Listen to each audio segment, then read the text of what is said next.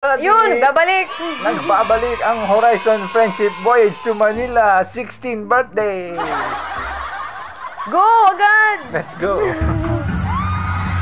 O, di ba? Ang bilis. Pasok siya agad. Yeah. Magkapalit ba sila ng damit dito? Siguro. Kasi iba-iba yung tema ng birthday. Oo.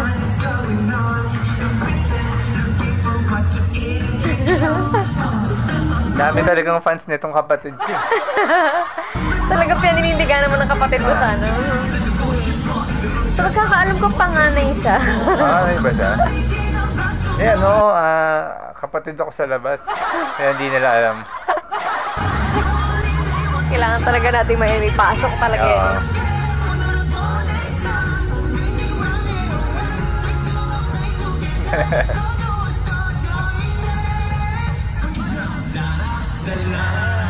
Lakas ng panchanta.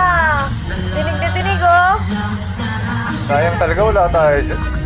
Isa pa naman sa mga nakakatawa experience yun. Yung narinig mo yung panchanta, sabay-sabay. Gano'n, sabay-sabay.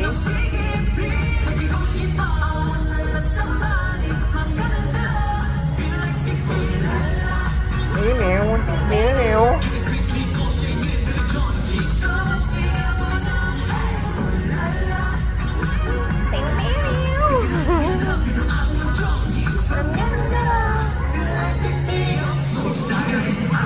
So, ang may kulay na lang ang hair sa kanila. Yung dalawang maliit. Hindi, tsaka si Racer may kulay din. Oo nga. Pero si Kim nag-black na siya ng hair ngayon no?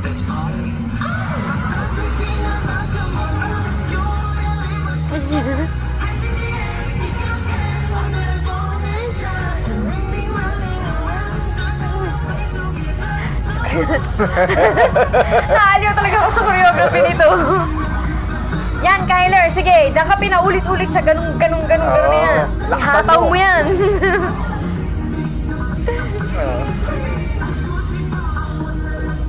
Actually, hindi naman kulang yung ganun niya. Inasar lang talaga siya. Pinadrip lang talaga siya ng time na yun eh. Para malakas yung impact paglabas ng cake, di ba? Para iiyak talaga. Oo. Pero actually, hindi naman siya kulang nun eh.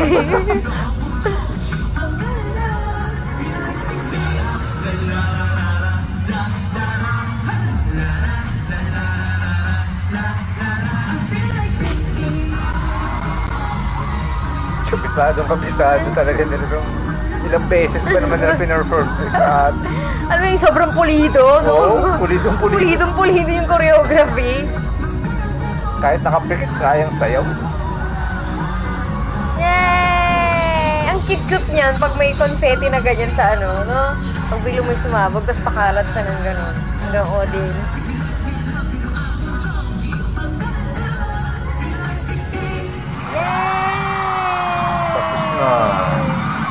Isa pa, may birthday pa. Pinagsunod talaga nila yun gusto ko din to eh. Ano kasi yun, 16th birthday. Wow!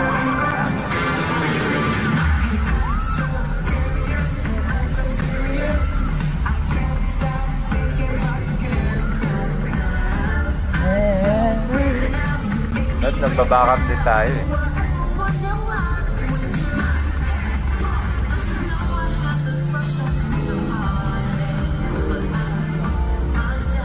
Grabe, hindi talaga perform. Walang walang parang after ng isa, walang pahipahinga. Sige, go lang ng go.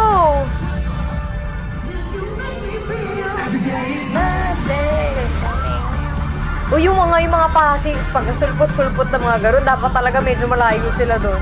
Di ba may artist na siya sa mata, dahil sa ganyan?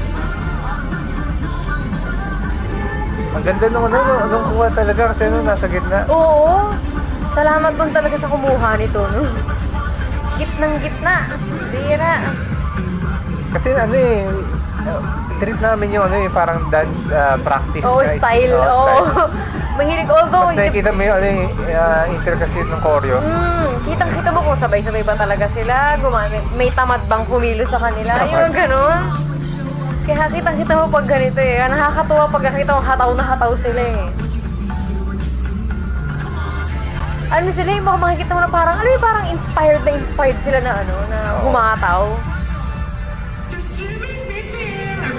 Birthday is coming.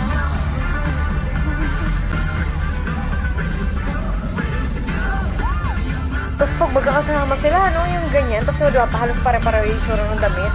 Pag hindi mo sila kilala, hindi mo na sila ma-identify. Kasi ano eh, yung shape ng body nila halos magkakapareho na rin eh.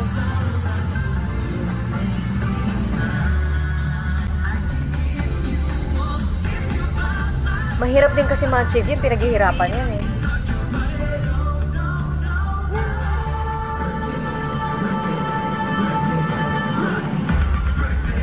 Birthday.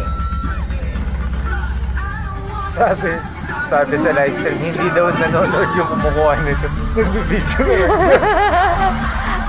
Hindi, pero kasi pag nag-video ka, doon ka na lang din nanonood.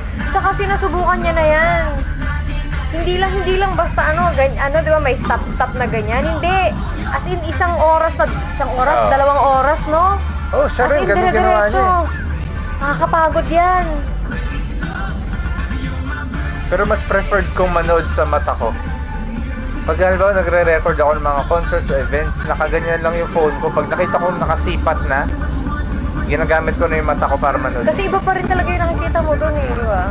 Ako kasi malikot yung kamay ko, kaya parang minsan bumababa na siya, nawawala na. Kaya kailangan ko tignan. Hanggang dito ang ating reaction sa... Tinapos agad. Wala na pampahaba. Ang haba pa nito.